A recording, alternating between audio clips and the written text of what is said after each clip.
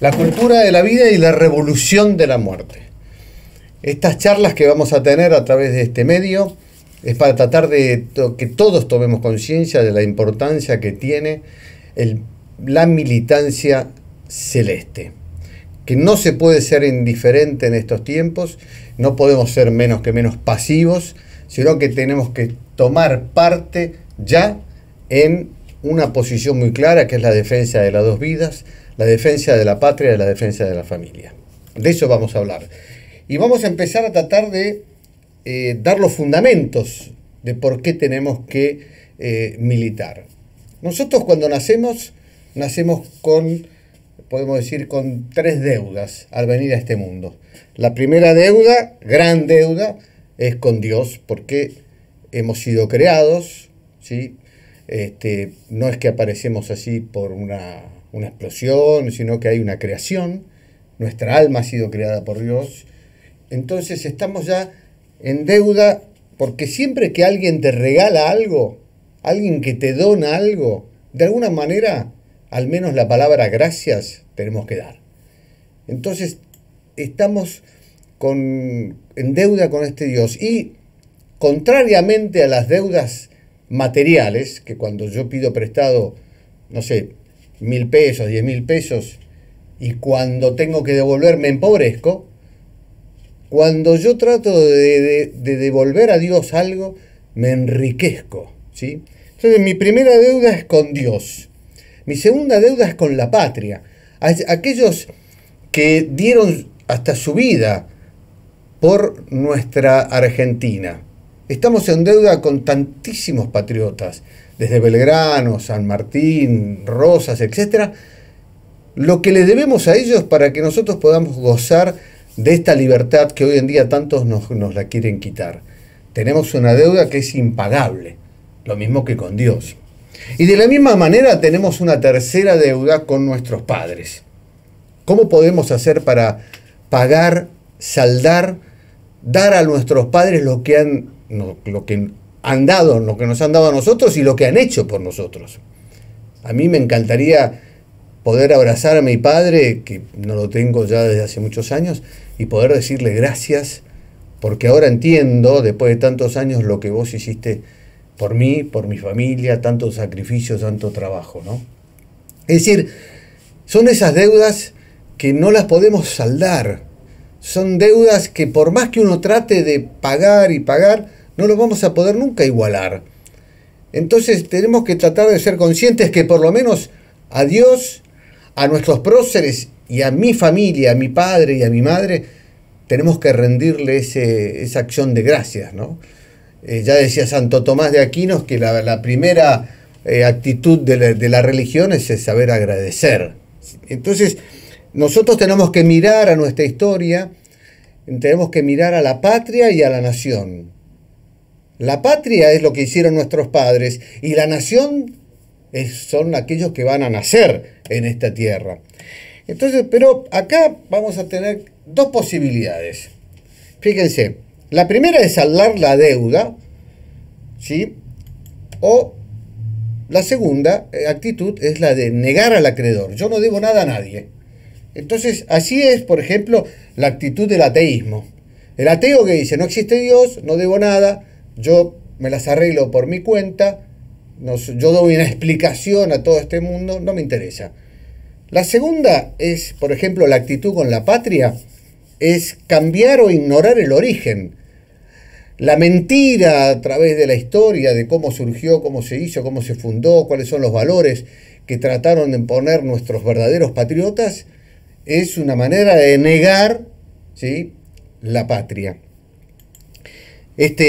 Otra manera de negar nuestra nación es decir, nosotros ya no pertenecemos más a ninguna patria, sino que estamos en el nuevo orden mundial, somos ciudadanos del mundo, ¿no? Son las corrientes modernas que tratan de terminar con la patria.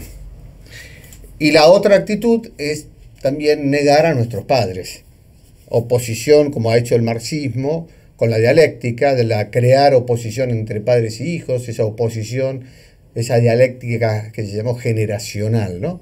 los padres opuestos a los hijos opuestos a los padres, a tal actitud, a tal nivel que a veces se llegó al parricidio, donde si no se mata físicamente a los padres, se los ignora, se los rechaza, y hoy con la eutanasia llegamos hasta ver cómo actitudes de querer matar a nuestros padres y a nuestros abuelos, por más que los llamen con otro nombre. Creo que es un acto de justicia dar a cada uno lo que le corresponde, ¿no?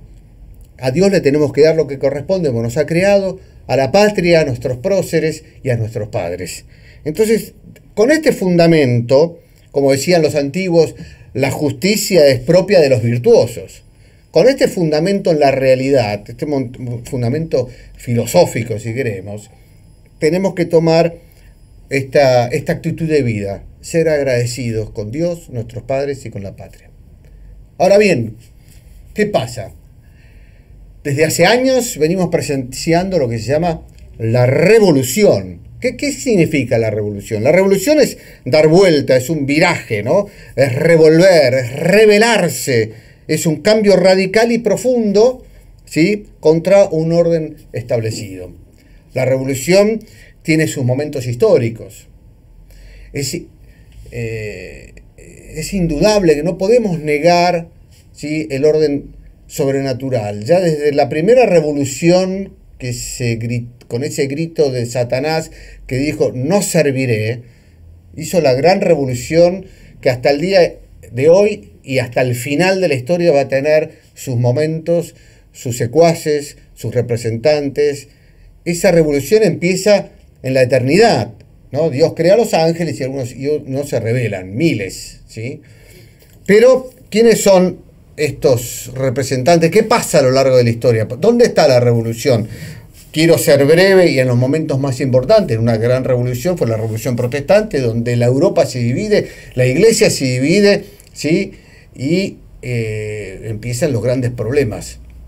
La Revolución Francesa es otra. ¿Qué dijo la Revolución Francesa? Dijo, sí, Dios puede existir, pero lo que no hay que aceptar es la Iglesia. Hay no solamente no aceptarla, sino combatirla. Y fue contra la corona y contra el altar que se hizo la Revolución Francesa, en la gran persecución a todas las figuras y a los representantes de la Iglesia. Pero la revolución no se detuvo en la Revolución Francesa. La revolución siguió adelante, quería más. Y llegó a la gran revolución comunista, donde el comunismo dice ni Dios, ni la Iglesia, ni nada. Dios no, Iglesia no, Cristo no. Y empieza la gran persecución abierta y durante tantos años ha causado miles y miles, millones de muertos. Basta ir a mirar lo que pasó en la Rusia comunista, en los países de gran persecución. No me voy a detallar, a poner a mirar en detalle esto, pero pasando por la revolución cristera en México, fue una revolución contra la Iglesia hecha por la masonería, en este caso. Pero hay otro paso, no nos detengamos acá. Estamos en este momento en lo que se llama la revolución de la cultura de la muerte. Y principalmente la revolución gramsciana, es Antonio Gramsci, que dice, vamos a hacer que la cultura esté impregnada de comunismo y de muerte. Hay que pensar en comunista, decía Gramsci. No basta ir a poner ya las bombas y hacer un atentado terrorista. Terminemos con eso. Hay que lograr que los niños, los jóvenes y los grandes piensen en comunismo, piensen en marxismo, piensen en ateísmo. Entonces, hoy nos encontramos en esto. Nos encontramos con la revolución de la cultura de la muerte contra la cultura de la vida. La anticoncepción, que ya viene desde hace muchos años, el aborto, la ideología de género, la eutanasia. El hombre se crea a sí mismo y a sí mismo se aniquila. Como bien decía el padre Sanaúja, el resumen de todo esto es sexo sin hijos, el aborto, e hijos sin sexo, la ideología de género. En esto estamos, en estos momentos estamos en este paso, en este momento de la revolución. Ahora bien, detrás de todas las revoluciones, la Revolución Francesa, con Rousseau, Voltaire, Diderot, los grandes pensadores de la revolución, siempre hay gente que escribe las cosas y otros lo ponen en práctica. Tenemos que remontarnos a Thomas Malthus, seguramente ya muchos saben quién es, un pastor protestante. Escribió el ensayo sobre los principios de la población en 1826. ¿Y qué sostenía él? Que había que detener el crecimiento demográfico por falta de espacio y de alimentos. Él sostenía que en unos años el mundo iba a quedar tipo colectivo lleno, ¿vieron? No va a haber lugar. No va a haber lugar para la gente si seguimos en este crecimiento y no va a haber alimento, no vamos a poder. Me parece que se equivocó un poco porque de 1826 hasta ahora todavía, en el 2020, podemos decir que hay espacio y hay alimento para todos. Pero la población, él le sostenía que crece de modo geométrico, es decir, 2, 4, 6, 12, etc. Mientras que los alimentos crecen de modo aritmético, 1, 2, 3, 4, entonces por eso se sostenía. El problema, más que Malthus, que lo escribió allá en el 1800 y pico, es que estos principios fueron tomados en las conferencias internacionales del tema de la familia que se hicieron en el Cairo, por ejemplo, y termina citando a Malthus esta conferencia, la teoría se usó ahí, dice, controlar el futuro demográfico, económico y social del mundo. Es decir, el norte del mundo debe controlar al sur. Entonces esto es muy serio porque teorías viejas de un pastor protestante se toman y se llevaron en las conferencias del Cairo, Beijing, etcétera. Después ya hablaremos. Es interesante, ¿no? Ahora bien, todas las revoluciones, todas, tienen un objetivo claro y contundente. ¿Sí? ¿Cuál es? ¿A dónde miran? ¿Qué es lo que hay que hacer?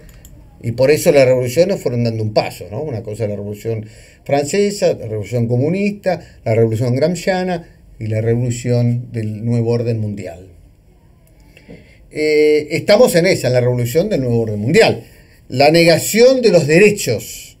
Este es yo creo que podríamos decir, uno de los objetivos claros, precisos, contundentes de la Revolución del Nuevo Orden Mundial. Que no haya derechos, ¿sí? El derecho a la vida viene reemplazado por, supuestamente, lo que se llama derecho al aborto. El derecho a la educación por la ideología de género. El derecho a la muerte natural por la eutanasia. Todos los derechos ahora las tienen las minorías. ¿Quiénes son las minorías?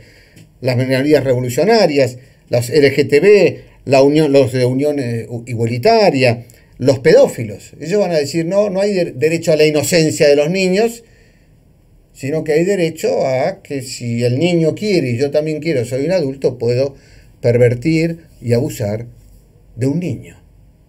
Y creo que no estamos lejos de eso. Se está tratando de aprobar legalmente en muchos países. Pero esto nos escandaliza, ¿o no? No sé. Si no te escandaliza, y si te escandaliza, hagamos algo ya. Antes que sea demasiado tarde, como el tema del aborto, ¿no? Derecho a la adopción por parte de los homosexuales, sin tener en cuenta que los que tienen derecho son los niños, a ser adoptados con un padre y una madre. Ven cómo todo se está cambiando, pero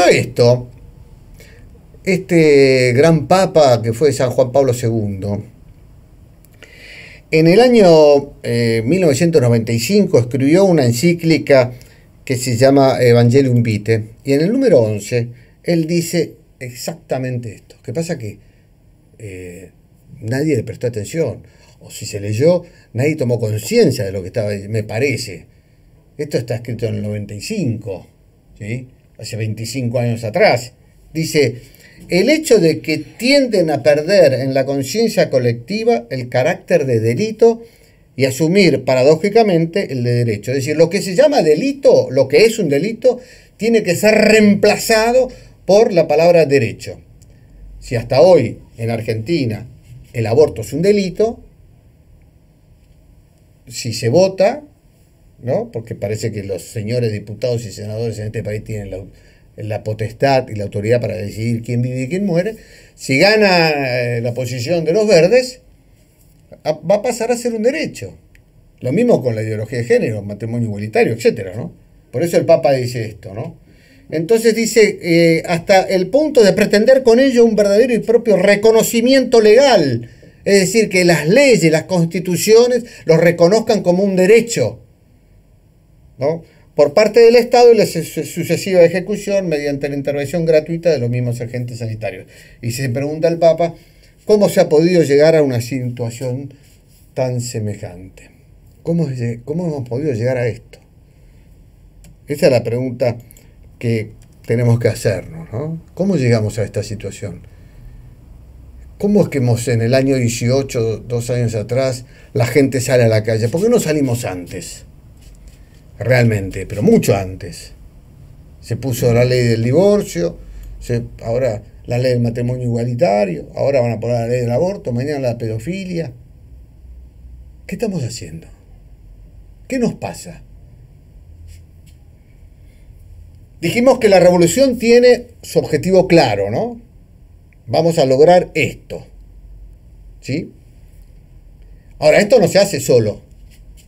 Esto tiene táctica, tiene manera de trabajar, tienen sus momentos, sus personajes, su dinero, y demasiado. Los primeros agentes de la revolución, podemos decir, son las conferencias internacionales que se vienen haciendo desde los años 90. En el Cairo en el 94, Beijing en el 95, Estambul, Copenhague, etc., ¿no? Estas asambleas determinan y dan los parámetros, las guías, el modo de trabajo que hay que llevar a los países para que los países se adapten. Es una manera de colonialismo, es una manera de imposición. Es una manera de hacer perder a los países la soberanía.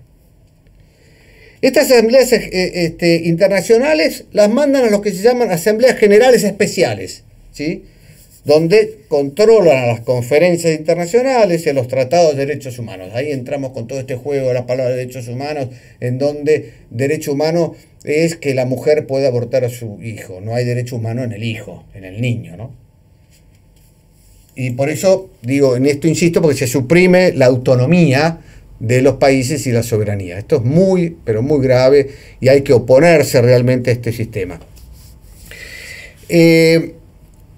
Esto se lleva a cabo en cada país a través de los llamados ONG, que hoy tenemos miles, ¿sí? Organismos no gubernamentales. Por ejemplo, la Organización Mundial de la Salud, la UNICEF, el Fondo de las Naciones Unidas para la Infancia, la UNESCO, ¿no? Organización de las Naciones Unidas para la Educación, la Ciencia y la Cultura. La OIT, la Organización Internacional del Trabajo, la IPPF, la Federación Internacional de Planificación Familiar, acá en Argentina, representada por la Fundación Huésped, la Planet Parenthood. Y tienen sus alfiles, ¿no? Soros, Rockefeller, etcétera, ¿no? Hoy en día podemos seguir con una cantidad enorme de asociaciones y grupos, ¿no? El Foro de San Pablo, el Grupo de San Pablo, el Foro de Lima, etcétera. Vamos a ver en esta grilla que les voy a mostrar, el Fondo Monetario Internacional, nos están haciendo las presiones como fue en el 18, ahora de nuevo. Banco Mundial, la ONU, la OEA, Comisión Internacional de Derechos, la Amnesty International acaba de hacer unas manifestaciones pro aborto en nuestra patria. ¿Pero qué se mete en nuestra patria? El British Council, el Human Rights Watch, la Fundación Ford, Casa Fusa, las abuelas y madres de Plaza de Mayo, los medios de comunicación, Clarín, Página 12, Católicas por el Derecho a Decidir, el INADI, ADC, el CELS, Universidad de Palermo, la masonería. Es decir, la lista sería infinita, no los quiero cansar. Ustedes saben perfectamente y podemos ir a averiguar si están a favor del aborto. Todas estas son organizaciones que están tratando de imponernos la ley homicida, el genocidio homicida de nuestros niños en nuestra patria.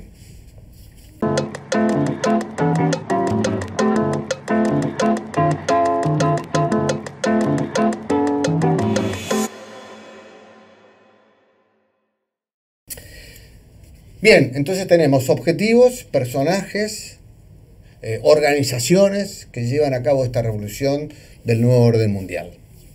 Ok, ahora vamos a ver que la revolución en primer lugar es a nivel cultural. ¿Sí? Tenemos 3 niveles, vamos a insistir en esto. A nivel cultural quiere decir que hay que instalar ideas, como decía Gramsci, y que la gente piense en nuevo orden mundial. Yo soy un representante del nuevo orden mundial, yo soy una persona progresista, ¿no? Entre comillas. Esta palabra que puede decir de todo y de nada, incluye cualquier cosa. Instalar ideas, lo hacen a través del cine, del teatro, la radio, las redes sociales, la opinión pública, libros, diarios, colegios, universidades.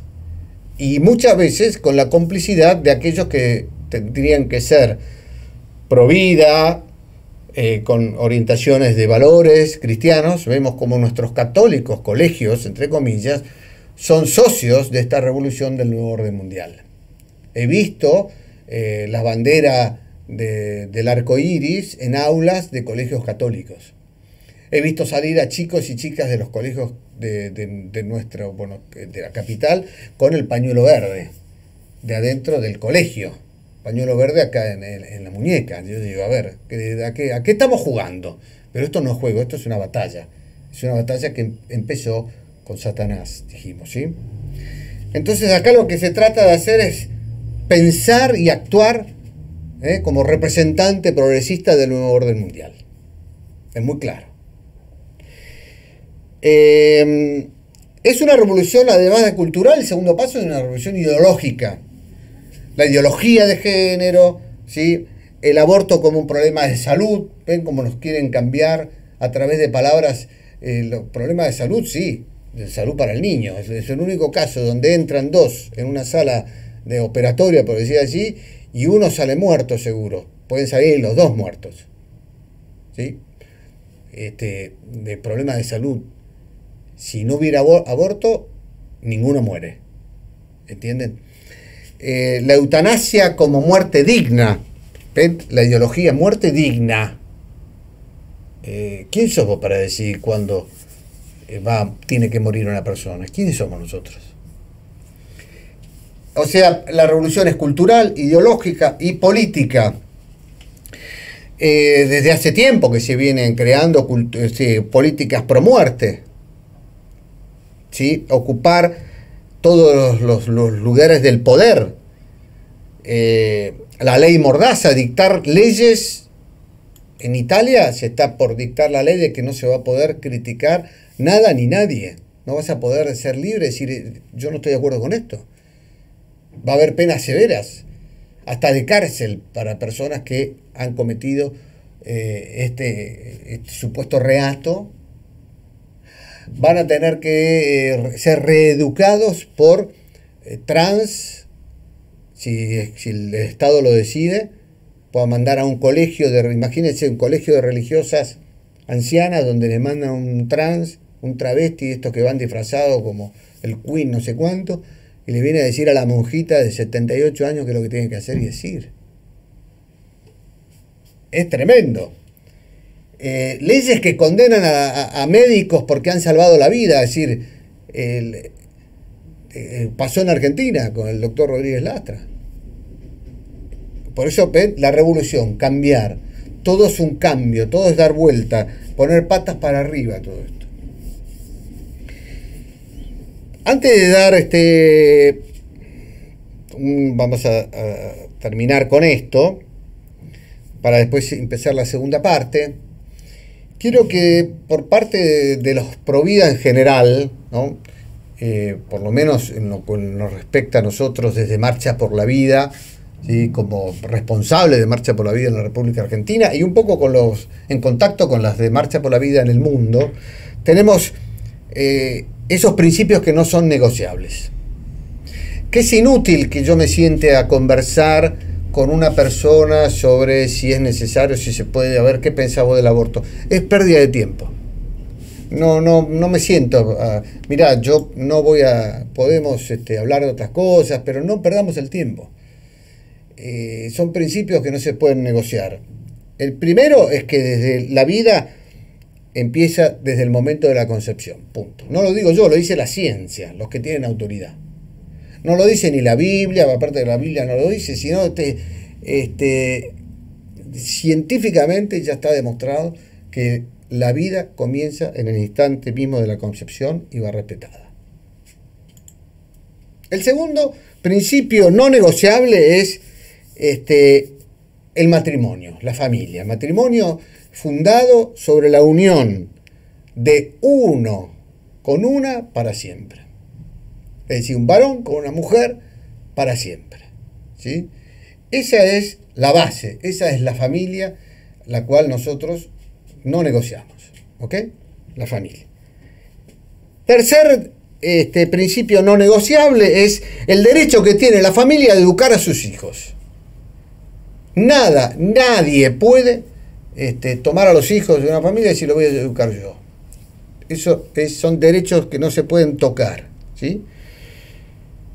El cuarto principio no negociable es que el Estado, el papel del Estado debe defender estos derechos que tenemos los ciudadanos y procurar siempre el bien común. ¿Sí?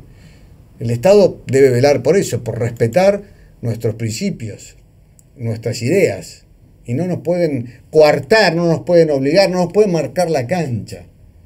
Entonces, seamos muy firmes en esto, ¿sí? Y sin pretender ni los aplausos, porque nosotros lo hacemos por otros principios. Nos mueven los principios de la verdad, del bien, del amor a nuestra familia, del amor a Dios y del amor a la patria, punto. Y para terminar, yo diría que todos los Provida, la ola celeste y todo cuanto se llame, como quieran llamarlo, tenemos el derecho a manifestar nuestros principios. Nadie nos puede callar, no puede venir la ley Mordaza a decir no puedes decir esto. Tenemos derecho a la militancia Provida y tenemos también derecho a la militancia religiosa. Vamos a hablar específicamente de la militancia. Y van a ver unas fotos, en primer lugar, de lo que es la militancia verde, que hoy se llama así, aquellos que están feministas, abortistas, y después vendrán los pedófilos, y etcétera, etcétera, ¿no? Entonces, en la primera foto es un encuentro de feministas verdes, en donde podemos ver la cantidad de gente. Yo los he visto personalmente delante del Congreso de la Argentina, en invierno, con 6-7 grados, bajo llovizna, antes de cuando se hizo ese debate, ¿se acuerdan? En el año 18, donde hablaban unos a favor, otros en contra del aborto, etc. 4 horas bajo la llovizna, con un frío tremendo, todos con el pañuelo verde, haciendo sus manifestaciones bajo la lluvia. Militancia verde. La segunda fotografía que estamos viendo nos muestran cómo está todo mezclado, la política, ¿no? El que estamos viendo ahí es Fidel Castro, el Che Guevara, nacidos para vencer, no para ser vencidas. Ese es el lema, y son todas chicas de, ¿qué tendrán? 16, 18 años, con el pañuelo verde y adentro el pañuelo blanco de las madres de Plaza de Mayo, que permiten que se mezcle todo esto, que es una cosa espantosa. Aparte ya sabemos qué tendencia, ¿no? El segundo, la tercera fotografía estamos viendo, desgraciadamente no tienen límites, y como no hay fe, para ellos no es un sacrilegio, esta actitud de querer ofendernos, pintando, agraviando las imágenes de nuestra Madre, la Virgen María, ¿no? Y no necesita mucho comentario, porque en realidad lo que se trata de ver es qué es lo que pasa, cómo se llega mentalmente a tratar de hacer eso, ¿sí? No tratar de hacer eso, que es agraviarnos, agraviando o pintando la imagen de la Virgen María. Después se llegan a este tipo de frases como hoy desayuné feto, ¿no? Porque obviamente que el mal de belleza no tiene nada. El mal está revestido de fealdad. Y esto es realmente feo, ¿no? El bien y la belleza van de la mano, ¿no? Vemos también que en el Congreso son las mismas chicas adolescentes. Fíjense la edad de estas chicas que dan cursos. Y de esto tenemos que aprender en el bien. Jóvenes, adolescentes nuestros que puedan transmitir en colegios secundarios, chicos de primer año, segundo año, tercer año, poder llegar, poder transmitir los principios y los valores de los cuales hablábamos antes. Aborto legal, ¿no? Curso para docentes. No van a dejar ningún rincón libre, van a tratar de llegar a todos lados y por todos los medios para mentalizar a la gente. Decíamos antes que el mundo de la cultura, por ejemplo, acá tienen dos personajes del cine, una actriz y creo que es Almodóvar, si no me equivoco, en un festival del cine en Venecia, no sé dónde, donde les llevaron especialmente para que ellos comuniquen, porque ustedes vieron la mentalidad que hay hoy en día, ¿no? Aparece un actor, lo dice una actriz, lo dice fulano, ¿no? Ay, está pasando por allá, está el deportista tal, y ay, me quiero sacar una foto, o lo dijo tal y ya parece, ¿no? Palabra de Dios, si lo dice Darín, ¿no? Ah, bueno, ya estamos. ¿Y quiénes son? Seres humanos como todos nosotros que tienen en la cabeza un chip que les pusieron. Decíamos que no perdonan absolutamente nada al mundo de Disney, como podrán ver, la falta de respeto, el llegar a los niños, ¿no? Esto es todo normal, ya no es el príncipe con la princesa, sino que son las dos princesas que se besan para tratar de, como decimos siempre, bueno, ¿qué tiene de malo? ¿No? Como dicen, no tiene nada de malo. Entonces bajamos siempre la guardia. ¿Sí? En este momento, bueno, cuando hicimos esto, Marisa Graham, la defensora nacional de los niños y niñas en Argentina, la defensora abortista con pañuelo verde, es de locos. Pero porque la revolución no tiene criterios, no tiene principios, no tiene filosofía, no tiene metafísica. La revolución es totalmente de locos. ¿Sí? Cuando se secuestraron la imagen de la Virgen, le pusieron el pañuelo verde, después se recuperó, tuvo que intervenir un juez. Llegan a estas manifestaciones en las calles desnudas, o lamentablemente esta manifestación en la nueva tolerancia de permitir de alguna manera corromper, destruir la inocencia de los niños, que es una de las cosas más diabólicas que existen, ¿no? Hubo el año pasado, en el 18, esta obra de teatro donde los actores salieron con el pañuelo verde, y una persona que estaba mirando la obra de teatro se levantó y empezó a insultarlas, a gritarlo, y se levantaron varios, por suerte, y reaccionaron. Fue un escándalo, me acuerdo. Ahora bien, esta es una parte. Miren, podemos poner tantos y tantos ejemplos de lo que es la militancia verde, que pueden ser, como dicen algunos, hay mucha plata, les paga, no les paga, no lo sé, el hecho que lo hacen. Ahora, la pregunta que yo hago en este momento es, ¿quién debe combatir? Esto es un combate, no es un diálogo, ¿sí? Yo tal vez vengo de una generación en la cual a mis 61 años, cuando empecé a estudiar el catecismo en el colegio para tomar la primera comunión, me enseñaron que la iglesia era triunfante, purgante y militante. Que la vida cristiana es una milicia, como dice la Escritura tantas veces, de San Pablo, Job, etcétera, ¿no? Milicia la vida del hombre sobre la tierra. Lo nuestro sí, hoy podrán decir que es peregrina, iglesia peregrina, todo lo que ustedes quieran, pero el peregrinaje es un combate constante, ¿no? Si olvidamos esta parte, estamos olvidando digamos, la parte esencial de nuestra espiritualidad cristiana, ¿no? Es la lucha contra el mal. Y debemos combatir todos, cada uno de nosotros y cada uno. Las familias, los grupos, las iglesias, ONG. Tiene que haber, estamos tratando de hacer una unión latinoamericana para combatir esta gran revolución de la cultura de la muerte. Más unidos estamos, más somos, mejores. Ahora, si tenemos que militar, si tenemos que combatir, si tenemos que luchar, también tenemos que saber cómo hacerlo. Porque si no es un problema. Cada uno así, ¿no? En una guerra, imagínense un ejército que cada uno agarra un rifle, sale y hace cualquier cosa. Uno agarra un tanque, el otro agarra un avión, no sabe dónde está el enemigo, no hay una coordinación de trabajo, ¿no? Todas las guerras siempre hay métodos, estrategias, se estudia eso, ¿no? Desde la antigüedad, desde los chinos, ¿no? El arte de la guerra, lo recomiendo. ¿Cómo militar? En primer lugar, nuestra militancia tiene que ser con lucidez. En esto me refiero a un gran obispo francés, Cardenal Pi, que nos enseñaba a militar con lucidez. Esto de lucidez, la palabra lucidez viene de luz, ¿no? La mente, nuestra mente, hay que formarla, tiene que tener luz, tiene que estar iluminada con la verdad, ¿sí? Formar la mente y formar el corazón. Las dos cosas. Tomar conciencia de la gravedad del asunto.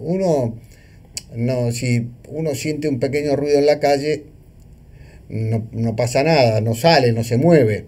Ahora, si afuera en la calle hay una explosión, la cosa es más grave y salgo a ver qué pasa. Bueno, en este momento en el mundo entero hay una revolución. Y no podemos estar mirando televisión ignorando lo que pasa afuera. Entonces, por eso es importante aprender, saber, tener criterios, lucidez en la cabeza. Segundo, tener el coraje. Una vez que yo sé lo que está pasando, yo sé lo que hay, que se está haciendo esta revolución de la cultura de la muerte que nos quieren imponer, hay que tomar el coraje. El coraje apunta más bien a la voluntad y al valor, ¿no? Que es lo que me mueve. ¿Ok? Y para esto hace falta renuncia y sacrificio. Porque es mejor estar jugando al truco o al fútbol o mirando tele en vez de estar en una marcha o en un debate o en una charla hacia jóvenes o a mi propia familia. Es mucho más relajante, ¿no? Pero, como decían los alemanes, cuando se pierde el coraje está todo perdido. Mejor dicho, los rusos, Solzhenitsyn. Cuando se pierde el coraje está todo perdido. Podemos saber todo, podemos entender cuál es el problema, pero no tengo el valor, no tengo el coraje, no tengo renuncia ni sacrificio para salir a resolverlo, para defender a mi familia, para defender a mi patria y para defender la honra de Dios. Y para esto tenemos que vencernos a nosotros mismos. Yo creo que uno de los problemas más graves del mundo moderno es que nos ha metido una comodidad tremenda. La comodidad de tener un aparato en la mano que te cambia el canal, el telefonito que con el celular estás conectado y tenés todo, ya no te moves de tu sillón, lo que llaman los americanos la zona de confort, ¿no? Y nos relaja, porque con eso ya vivimos, no me moleste, no, sí, a ver, ¿no? Ahora, si queremos realmente que esta cultura, esta revolución de la muerte no siga avanzando, tenemos que cambiar. Pero cambiar en serio, ¿no? Es una toma de conciencia. Y sobre todo hay que tomar coraje para perseverar en la virtud. Qué difícil es esto, ¿no? En nuestros hijos, a nosotros mismos. Yo sí me pongo ejemplos muy, muy concretos, ¿no? Por ejemplo, hoy el mundo, podemos decir que la mayoría vive en un ateísmo práctico enorme, ¿no? Creer en un mundo ateo es mucho más difícil, ¿sí? Ser honrado en un mundo corrupto es mucho más difícil. Ser veraz, decir la verdad siempre, y no por amenazas, porque uno es veraz delante del prójimo, delante de Dios. Ser fiel a la esposa, al esposo en el matrimonio, fiel al principio, a la palabra dada, a nuestras promesas bautismales, a nuestros criterios, ser fieles hasta la muerte. Y significa ser perseverante. Ser casto en un mundo de relajo, ¿no? En un mundo en que vale todo, en un mundo donde se quiere corromper a los niños, como decimos con la pedofilia. La virtud de la castidad. Ser patriota en un mundo donde parece que identificamos patria con los políticos. No es así, la patria es infinitamente superior, ¿no? y la necesidad de militar, practicando en realidad todas las virtudes, pero particularmente una que a veces en el mundo celeste nos podemos olvidar, que es la virtud de la humildad. Yo muchas veces me lamento a mí mismo, lamento actitudes de muchos providas del el famoso protagonismo, ¿no? El protagonismo o el mesianismo inclusive. Una vez me llegó estábamos organizando la marcha del año 18, me llegó un WhatsApp y dice: Alejandro, si haces lo que yo te digo, el aborto no sale. Y me mandó como 5 o 6 puntos, ¿no? Y a lo cual yo le contesté y dije: mirá, ¿por qué no lo haces vos? Porque si lo hago yo y el aborto sale, soy un ridículo, ¿no? Ahora, si lo haces vos y el aborto sale, vos te llevas los aplausos. Entonces, por un lado, la falta de humildad, o sea, el no al protagonismo, al pantallismo. ¿Vieron? Hoy en día todo es Zoom, todo es en Zoom, ¿no? Pantallismo. Y por otro lado, la falta de unidad. En esto tenemos que ser muy conscientes de que la unidad es la clave. La clave, por eso hablamos de la unidad en Argentina, la unidad latinoamericana, la unidad para poder contrarrestar. El enemigo es muy fuerte. Fíjense los pasos que ha dado agigantados. El enemigo es tremenda, tiene todos los medios, todos. Y nosotros nos damos el lujo de ser pocos. Fíjense lo que, si con poco como somos hicimos, tal vez se frenó la ley del aborto en el 18, imagínense unidos y con mucho más. Podemos cambiar esta revolución.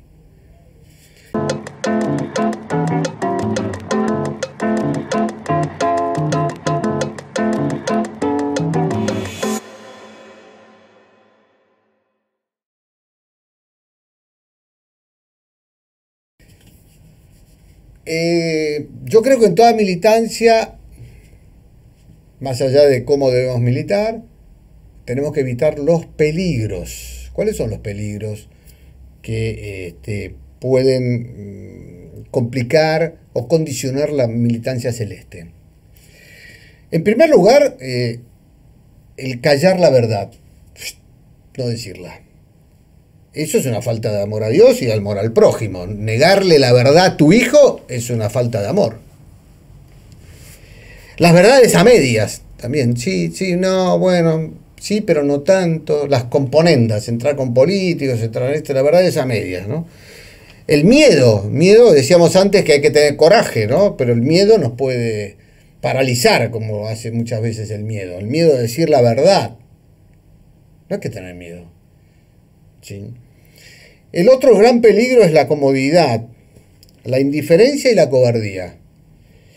En esto me quiero detener un minuto, porque estas tres cosas nos llevan a no hacer nada, la inoperancia. Imagínense, comodidad, más indiferencia, más cobardía. Me quedo en mi casa, no hago nada.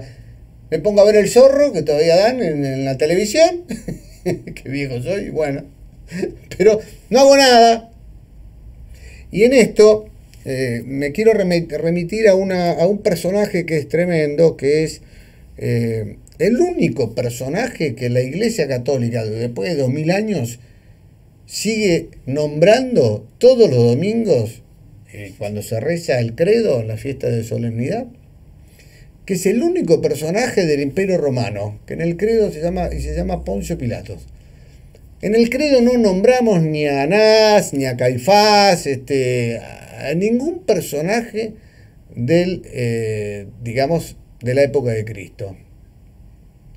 Nombramos a Poncio Pilato, porque la Iglesia nos quiere recordar todos los domingos que la actitud de Pilato es terriblemente espantosa, el lavarse las manos, ser indiferente. Costó la vida de Cristo. Dice: yo no sé qué hacer, acá está, hagan lo que quieran. Nosotros en nuestra vida, lavarnos las manos puede ser terrible. Fíjense que la Iglesia, que es sabia, después de 2000 años nos viene remarcando el único personaje. No podemos lavarnos las manos, no podemos ser indiferentes. Están mandando al colegio, muchos están pagando a un colegio privado para que corrompan a sus hijos con las teorías de la ideología de género. Es terrible. Por eso, más alta es la dignidad y la responsabilidad del que debe hablar y actuar, más grave es si no lo hace. No es lo mismo que un niño de jardín de infantes no diga nada en contra del aborto. No pasa nada. Ahora, si el papá o el profesor o el rector del colegio o el sacerdote o el obispo no dicen nada, eso es gravísimo. Más alta la dignidad, más grave es el silencio. Políticos, maestros, padres, basta de hacer silencio, no podemos callar más. Entonces, ven cómo hay que ir tomando como como un diamante, ¿no? Todas estas facetas. Otro peligro de los providas es que tienen el deseo de ver la victoria, y a nosotros no nos toca ver la victoria, sino luchar, ¿no? Nos toca el combate. La victoria puede venir, no puede venir ahora, la victoria final ya la tenemos, está firmada, y de nuevo vendrá a juzgar a vivos y muertos, y su reino no tendrá fin. Punto, basta, no hay más que discutir. Por eso uno pelea, combate con una sonrisa. Me podrán matar, pero ¿qué pasa? ¿No? Por otro lado, creer y confiar en el número tantas veces, ¿no? Dice, uy, qué pocos que hacen el bien, qué pocos que militan por celeste, ¿no? Por la vida. ¿Cuántos hacen el mal? Ojo con eso, ¿no? Porque nos puede achicar, nos puede llevar a la pasividad. Otro problema es que muchas veces rechazamos el mal, ¿sí? Mucha gente rechaza el mal, esto no, pero también rechaza los medios para vencer ese mal. Es como yo tengo dolor de muela, ¿no? Uy, tengo un mal terrible, no puedo dormir. Bueno, vamos al dentista. Ah, no, al dentista no, porque me duele. ¿Ves? Entonces rechazás los medios para estar bien. Y a veces nos pasa eso.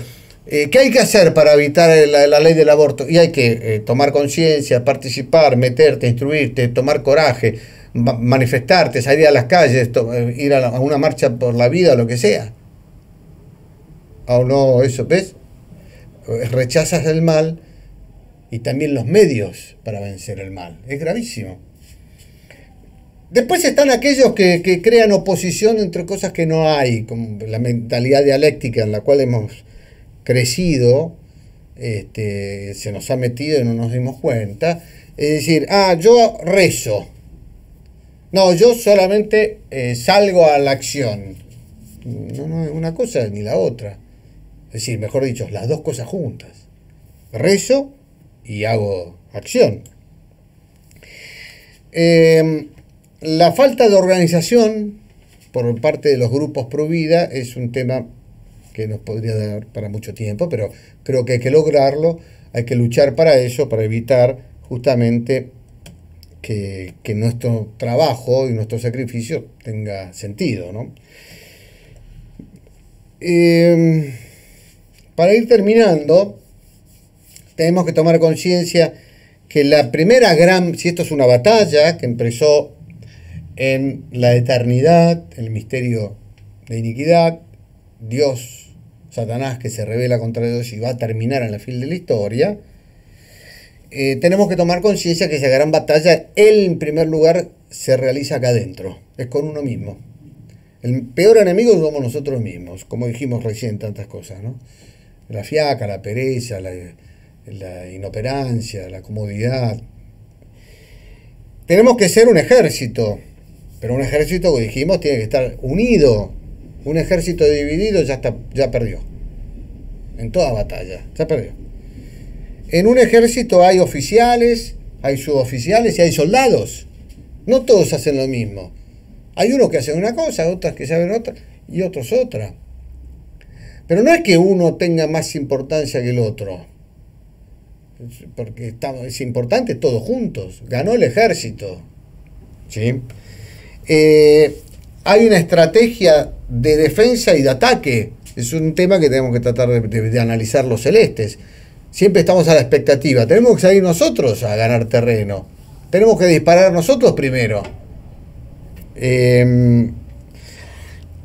una de las partes de la estrategia es saber quién es el enemigo. El enemigo no es el otro grupo pro vida. Cuando están los barcos en batalla, los cañones no están hacia los costados del barco del propio ejército. El enemigo está enfrente. Y a veces con las palabras, con los criterios, con las cosas y los comentarios, y denigramos y perdemos tiempo.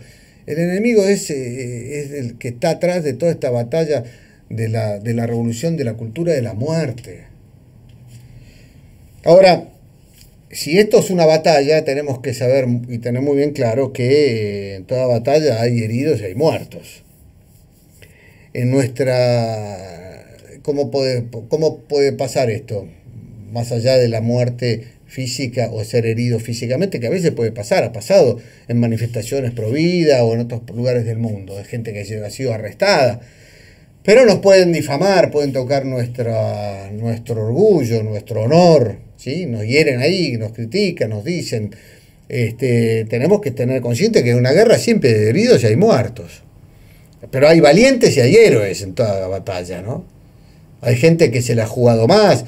En esta batalla que tenemos que llevar adelante, que tenemos que liberar, tenemos que ser conscientes de que tenemos que ser valientes, y tener espíritu de héroes.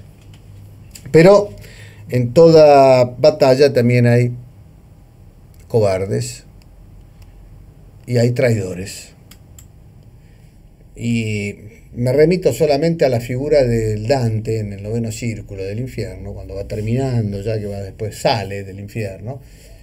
En esa figura del infierno donde ve a Satanás, le sale por las orejas, los costados, por un lado, el traidor político, que es los que mataron a Julio César, ¿sí?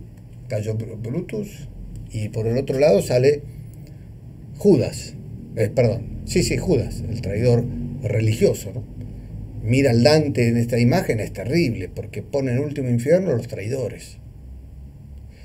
Y ojo con los traidores, porque acá hay gente que, me acuerdo cuando fue la votación en diputados, que traicionó la causa, ella apareció con el pañuelo celeste a la mañana, y anoche en la sesión de diputados llegó la orden y votaron a favor del aborto. El señor diputado Roma, los de La Pampa, etcétera, ¿no?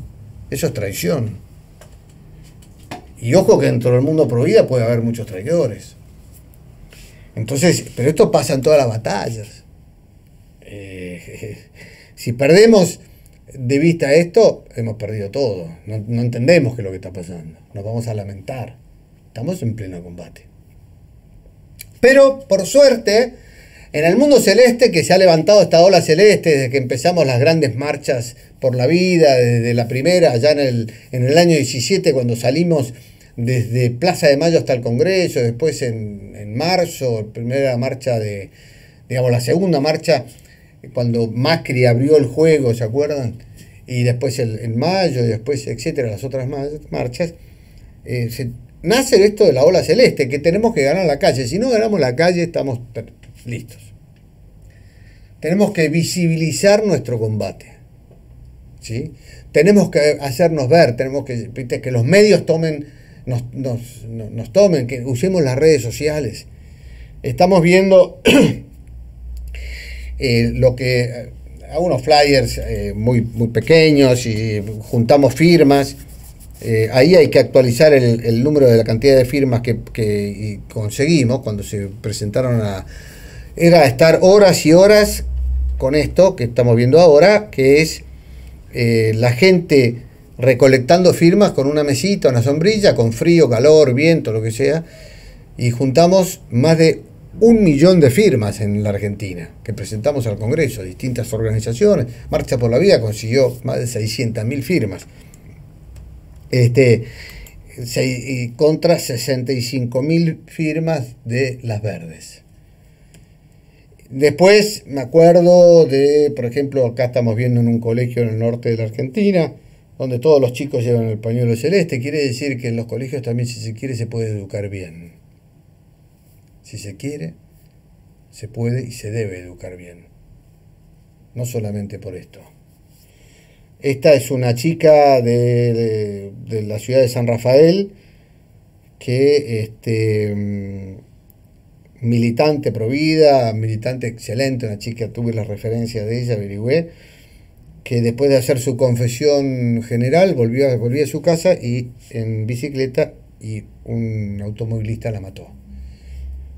Y ahora defiende la vida, libra el buen combate, ayudándonos desde el cielo. Para terminar, la pregunta clave que yo hago a todo el mundo es decir, ¿vale la pena tu sacrificio, tu dolor para salvar la vida de tus hijos, para salvar a la patria y para salvar la honra de Dios? ¿Vale la pena? ¿Vieron cuando decimos muy rápidamente, ¿no? ¿Valió la pena todo esto? Sí, valió la pena. No, no valió la pena. ¿Por qué? ¿No? Vale la pena. Esa palabra pena significa sacrificio. Tus penas, tu sacrificio, tu renuncia a tal cosa, tu trabajo por esto, te lo van a agradecer el día de mañana tus padres, tus hijos, tus nietos. Nosotros, como yo dije al principio, quisiera agradecer a mi padre todo lo que hizo. No puedo ahora, lo rezo nada más. La pena que él hizo, que padeció, con 2 trabajos, con miles de cosas, para que a nosotros no nos faltara nadie, solamente Dios lo sabe. Por eso vale la pena, vale tu pena, tu esfuerzo, tu sacrificio, hoy por hoy luchar contra la revolución de la cultura de la muerte. Eso está a la decisión de cada uno de ustedes. Yo creo que hoy es más necesario que nunca. Y no hay excusas. No hay excusas. Las bombas están explotando afuera. Ya me enseñó una vez un americano, lo resumía así, ¿no? No busques las excusas, porque si las buscas las vas a encontrar. Si las encontrás las vas a usar. Y si las usás vas a fracasar. No busquemos excusas. No puedo porque aquí no puedo, basta. Es muy evangélico además, ¿no? ¿Por qué no vinieron? No, yo tengo que ir a esto, ¿se acuerdan? Tengo que enterrar a mi padre, tengo que ir a hacer esto. Bueno, acá estamos en una lucha, como dice San Ignacio, entre el bien y el mal, dos banderas, ¿no? Es la espiritualidad de 2 caminos. No podemos estar en el medio, no se puede. Nos van a llegar las balas de los 2 lados, nos van a matar los 2.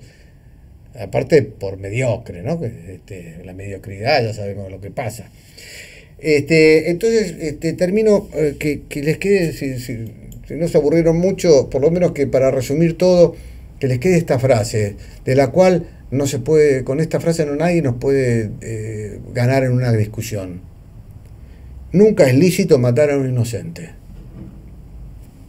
Hablemos con quien hablemos. No, yo estoy a favor del aborto, está por esto.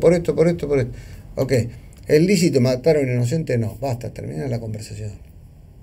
Nunca es lícito matar a un inocente. El aborto es un genocidio. El aborto es un genocidio. Y termino con esto, que es la frase de don Rodrigo Díaz de Vivar en el Cid Campeador, que me parece extraordinaria, porque dice: podrán decir que hemos muerto, pero rendidos nunca jamás. No te rindas. Te invito a la batalla, te invito a librar el buen combate. Sumate, no seas Poncio Pilatos. La revolución ya empezó hace muchos siglos, pero sigue, está en su momento culminante. ¿Qué es lo que puede venir después? No lo sabemos. A mí lo que me importa es ahora. Tu combate, tu milicia, militar por los celestes, por los principios, es necesaria más que nunca. A luchar, y ahora los voy a dejar con un video, que es el video de una de las marchas que hicimos, la Marcha por la Vida. Muchas gracias.